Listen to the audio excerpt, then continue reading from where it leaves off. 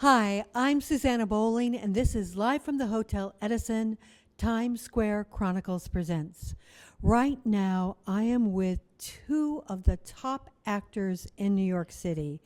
When you think of character and delving deep into a role, both of these actors do this with exquisite performances.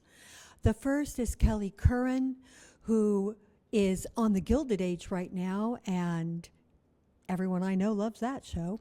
She started with Glenn Close in Mother of the Maid, and she was also in, what else have you done? Bedlam, Sense and Sensibility. It was brilliant, and her performance was amazing. We're also with Frank Wood, who did one of my favorite performances of all.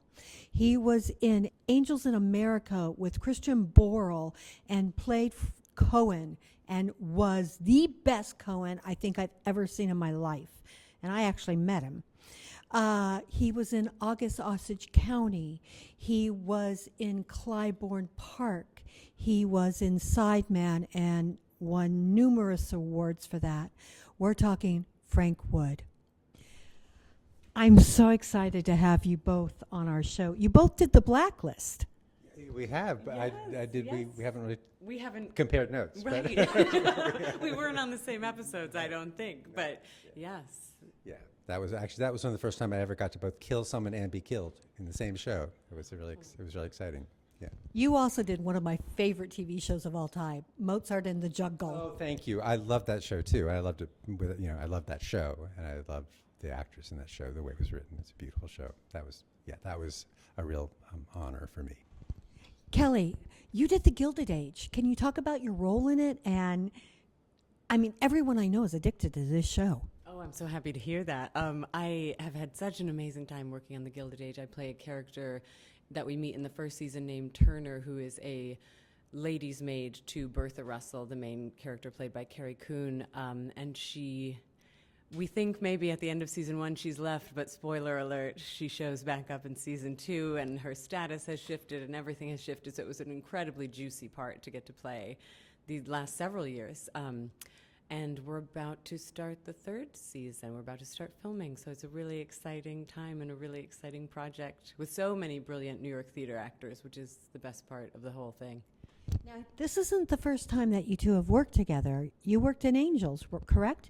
Yes, I understudied the production of Angels that Frank played Roy Cohn in. I understudied the Angel and Harper, and so Frank and I never got to rehearse the play together because I was brought on once previews started, but I did get to perform a few times. So we've shared a stage, but we've never shared a real proper rehearsal process. So doing this play, The Messenger, the meeting, The Interpreter, is the first time we're actually rehearsing a play together, which is really exciting. It is really exciting. Yeah. Frank, can you tell us a little bit about the meeting, The Interpreter? How did you get involved? What is it about? Well, I got involved because I got a call from Brian Murtis, the director, who is also, I think, what you could call a conceiver of how the show is going to be realized. I mean, both it is a beautiful play, but the text comes from transcripts as well as from the personal experience of its author with the subject, with the interpreter, and I got involved partly because Brian described how the text, some of which is just historical data in a way, is going to be interpreted through not only live performance, but through the lens of a camera that is on stage with us and a screen that shares the space with us. So that is part of what's so exciting about it. And the play is about the event, when back in 2016, the Trump campaign was approached by a Russian lawyer who said she had dirt on Hillary Clinton. There was a meeting that could have been a site of collusion and conspiracy, and the play sort of delves into how does one know, if you don't have all the facts, what do you know about the people involved? And in the case of the interpreter, who's there presumably as a neutral person, how sure is that neutrality? So it's about obligation and ownership of responsibility and trust. And Kelly, who do you play? I play the journalist who had this chance meeting with this interpreter before she ever knew that he was the interpreter in that June 2016 Trump Tower meeting. And they became friends and decided to collaborate on a story of telling the interpreter's story together. And I think from that and from sort of like the breaking of that relationship, this play was born, because it's really her search for the truth. You know, there's that phrase, you know, there's your truth, my truth, and what actually happened. And I think that's one of the through lines of our story. Yeah, our playwright Catherine Gropper has, is fleshing out a relationship. She, a story she had, the subject of a story, and then the relationship she developed with this person, and how much is she telling? How much does she know based on what he's told her? Now, you both do TV, film, theater. Where does your heart lie? What gives you the most satisfaction? Or do they all? They definitely all can. I mean, theater is, for many actors, and certainly my age, theater is a formative experience, and it's hard to fall in love with film and TV until you get a few more goes at it. And when you realize how much you like acting, that's a chance. That's when you realize that all these media, can be loved. But I definitely appreciate the live audience and the rehearsal period as a beautiful thing. And you have to understand a rehearsal period in shards for TV and film. You have to then it's like atoms have been dispersed, and maybe you can collect them together and create your own little idea of rehearsal. That was so perfectly articulated, because I feel the same thing, that theater is so formative, and it's I do feel like there's nothing that can replace the communal experience of gathering in a room together and listening to a story. But the more opportunities I've had to work on camera, the more I grow to love it as an artist and as someone who's constantly trying to deepen my craft and get better at what I do. And what's so exciting about this production is we get to do both at once.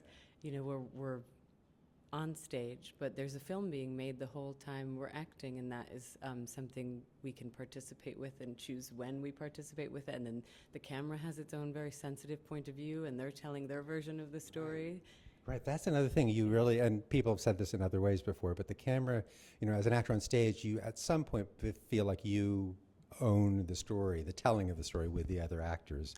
And for film, you really have to sublimate yourself to what the camera is going to catch of you. And so instead of you telling the story, you are an observed element of a story.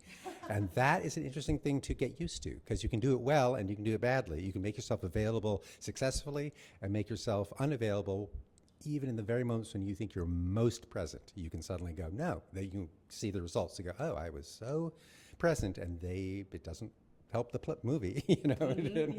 Yes, and it's all made like in the editing room, and then you're like, oh, I see. That wasn't actually an important part of this storytelling, but yeah. I actually once worked on a TV show, and I thought, and in this show, everybody was saying was going to be the biggest thing known to man. And I watched one actor who looked like he was doing nothing. And I was like, boring. And then I watched another actress who I thought was so brilliant.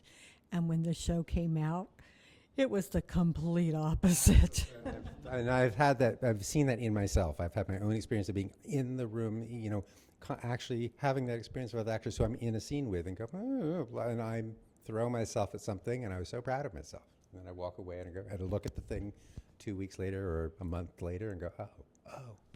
Exactly. So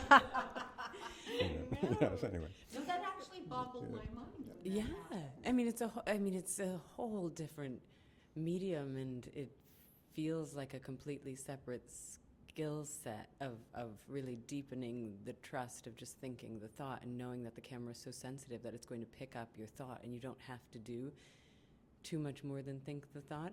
But that is a hard adjustment to make and to trust when you've worked in the theater for much of your life. And you can psych yourself out into thinking, therefore, you don't have to do anything. And of course, you have to arrive with all sorts of stuff. And the question is, how easily can you let that stuff bubble up rather than assert it, and I still have a hard time not asserting. you know. I would say that doing film and TV, it's more like in the eyes, and in theater, it's your whole body. Absolutely, I agree with you. I think that's well said. Yes.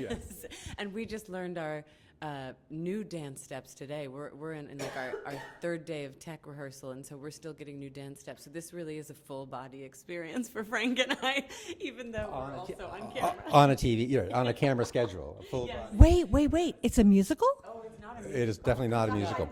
No, it's certainly not a musical. No. Yeah.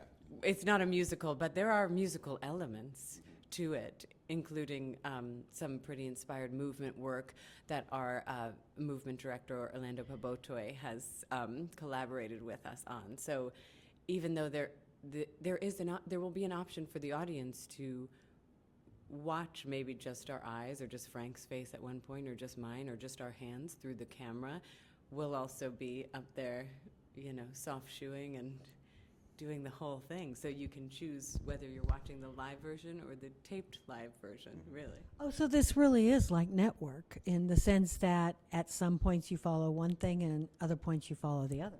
Absolutely, and you can have I assume you'll have your attention torn. You'll have you don't know what's the more compelling thing to watch, or you might very much find out that the way Brian has directed it, he's going to show you what the most compelling thing is to watch. Us one moment, the screen the next moment. Well, I thought that was the most interesting thing of watching network on stage. I mean, 9/10 of it is literally back towards you and on a camera somewhere. But to me, that show was, when it was at your face, that was so important. And you started to realize that was the chatter in your head. And which one did you really think was real? Oh, that's so interesting. I think that's beautiful, because I remember, even to name drop a little bit, one of the shows Nancy Pelosi came to with her husband, and he at some point was pointing out, the live people on stage who he hadn't noticed because the screen was so big, and she was like, yeah, they're up there, they're on the screen. They had a little argument about what was the important place to watch, and we all being on stage the way we could be in that play, you could watch the audience and go, look at them, because there was a lot of redirection. You could be on stage and be actually hanging out with the audience if you wanted to. So. Yeah, I have to admit that when I realized, oh, I get what they're doing now. And when he gave that first speech, I was like, I don't care if I'm a critic. I'm not, I'm supposed to be acting like, yeah, whatever. I just stood up and was like, yes! And I didn't care who saw it. Right, yes, yep. That theater that inspires that kind of reaction, I think. And Bryan Cranston's such a perfect example of this duality of somebody he started in soap operas, and he has got the heart of a 19th century stage actor. I mean, he is ready to sing to the rafters, open it up to the back of the house, and emote if emoting is required, and shut it down if it's not. It's amazing. Yeah.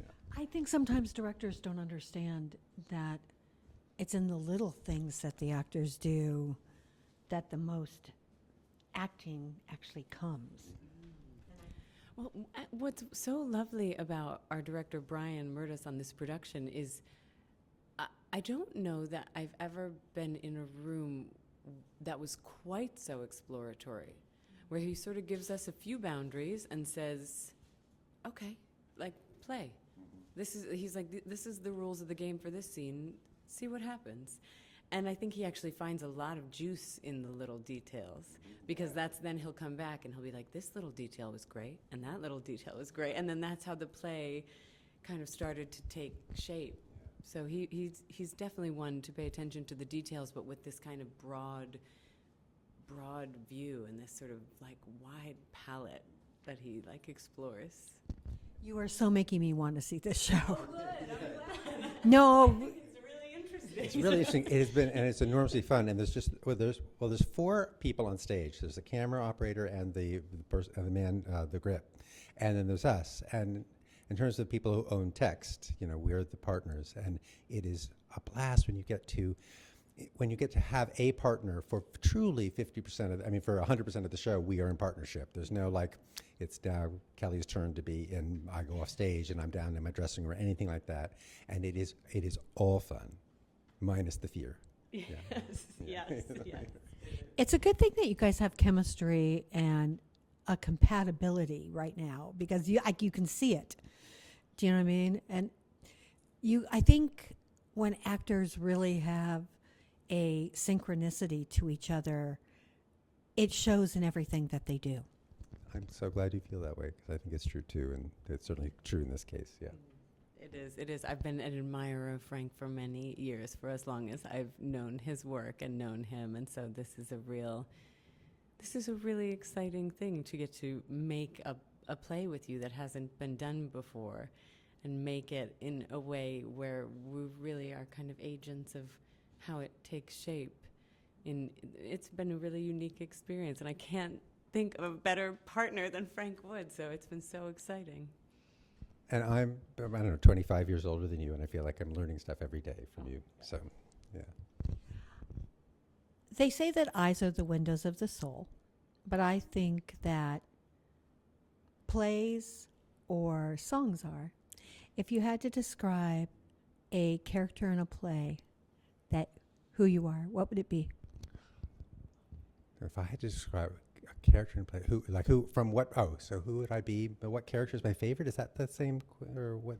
Who do you relate? There's about the song. There's something about the windows of the song. Oh, because normally I do it with singers, but I think that with actors, I think there are roles that shape us and say who we are, and so that's what I'm asking. Yes, thank you. Well, Jeannie Glimmer, Inside Man, definitely told me something about myself that I didn't know as a performer, and I didn't know about theater. I didn't know that essentially passivity could be a very active element of a theatrical production. I didn't know that my own passivity contained in it so many other things, and that show and the fact that that another person cast me in a role as a jazz musician was something I never would have chosen for myself, but it reflected back at me also so many things about myself, and I loved that play and that role. Yeah. It's such a good question. I feel like there are actually so many characters that I fall in love with. This actually should be a question that changes constantly. Right. Because we are never the same person, which is why I like asking the question, because I believe that we go to see people in shows because we want to invest in the people. So in interviews, I want people to know who you are. So this is my version of how to do it. Oh, I love it. Okay. Well, what pops into my head right now, because maybe I'm just sort of at that moment, is Beatrice in Much Ado About Nothing. I sort of grew up on the Emma Thompson, and right? I would just love to sink my teeth into that right now, because it's what a whole delicious person she is and character she is. But I also aspirationally, this is not a character from a play, but you mentioned John Patrick Shanley earlier, and aspirationally, Loretta Castorini in Moonstruck is always someone I think in my mind I wish I was more like. I don't know that I'm like her actually in real life, but I just adore her. So that's the other one that pops into my head. Gosh, that was a better. All right, so I don't have a better answer to that, but I so wish I could reconsider. Yeah, that's right. Gosh, well, I'm an artist. Why don't I know that? Thank you. So I was trained at an acting school. They taught me that. So I'm all good. Yes. Is there a role that you'd like to take on that you haven't had a chance to take on? Yes, I'd like to be Angelo in Measure for Measure, and I would like to be Uncle Vanya. Yeah, I'd like to do those, and Hamlet. I want to be an older Hamlet. And so on. So That's the name of my cat. older Hamlet or just Hamlet? Hamlet. That's a good name for a cat. It fits him, trust me. For me, I think. Beatrice. Yeah, well, we know Beatrice for sure, but I think Masha in Three Sisters. I would love to do that. And God, I don't know. I think it's something that has yet to be written. I would love to keep working on new plays. I would love to. This has been such a great experience, and I love working with a writer in the room. So maybe something that doesn't yet exist. Is there anything that I haven't asked you that you would like our audiences to know? This is your time to shine. Oh gosh. Hi out there. Hello. Oh. My sister Franny is retiring this year, and I just want her to know how I hope she has a really good retirement. That's what I want people to know about me, that I care about my sister. I love that, though. There are no right and wrong answers here. I too care about my family, which I feel compelled to say now. But I was thinking about how great it is to be working in the theater again after the privilege of getting to work these last few years on camera with the Gilded Age, and how so much of the joy of that is in the people who come to see the show, and the community that pops up around a play whenever you have the privilege of working on the play. So I'm really excited for that in the coming weeks. And when is the Meeting the Interpreter playing? What's the dates? Where? Blah, blah, blah. Yeah. Well, the first preview is the 29th of this month. We're in July now, right? And at 3 o'clock. No, that's at 7:30. 7:30, yeah. And then the opening. And the opening is August 4th at 3 p.m. And Sunday. Yep, which Sunday. is a Sunday. And we run until August 25th at the theater at St. Clement's. And where is that? It's West 46th Street Yep. between 9th and 10th Avenues. Yes. 423? 423 West yeah, 46th Street, I believe. And you can't miss it. Our faces are very big. Yes, Our our headshots spread are across very spread across the front of the theater. You can see, yeah. And last question, because I should have asked this. Is there anything else that you're doing right now, TV, film, play coming up, that we should know about? No, I hope you can see me again as the medical examiner on Law & Order SVU, but that's on them. They haven't talked to me about it for a while. So. And I'm about to launch into the 3rd season of The Gilded Age, so I'll be working on that after this closes. Thank you so much for being with me today. I am so grateful to my guests, Frank Wood and Kelly Curran. I would like to thank Magda Katz for filming and making us look and sound good. I would like to thank Chuck Armstrong for bringing in his lights and bringing us to the next level. I would like to thank Romel Gopez and the Hotel Edison for giving me a home here. And this is live from the Hotel Edison, Times Square Chronicles presents.